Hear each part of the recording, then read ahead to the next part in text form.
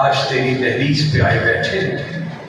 پروردگار، ہم دنیا داروں کا اصول بھی ہے کہ ہم دروازے پر آئے کسی سائل کو خالی نہیں اٹھاتے۔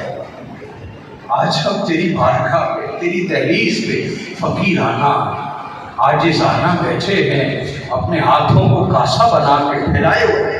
پروردگار، ہمیں معلوم ہے ہم معافی کے حقدار نہیں ہیں، کیونکہ ہم بے اعتبارے لوگ ہیں۔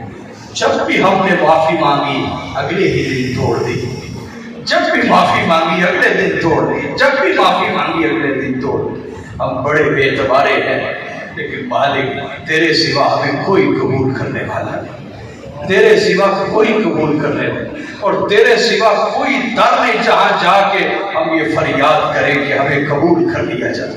نہ ہمیں کوئی قبول کرنے والا ہے۔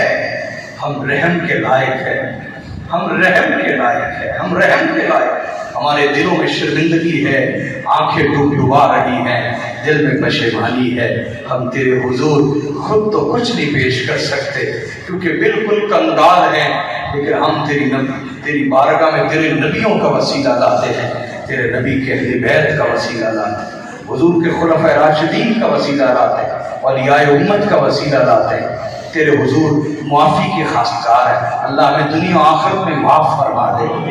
مالک، ہم معافی مانگتے ہیں، ہمیں معاف فرما دے۔ اللہ ہمارے دل، زبان اور قلم پہ حق جاری فرما، باطل سوچنے، کہنے، لکھنے سے پناہ عطا فرما۔ پاکیزہ کردار، پاکیزہ دل، پاکیزہ سوچ، پاکیزہ نگاہ عطا فرما۔ اللہ پاکیزہ دوستیاں، پاکیزہ صحبتیں عطا فرما۔ مالک، ہمارے دل کو ہماری زبان سے زیادہ نیک بنا دے۔ اللہ ہمارے دل کو ہماری زبان سے زیادہ نیک بنا دے۔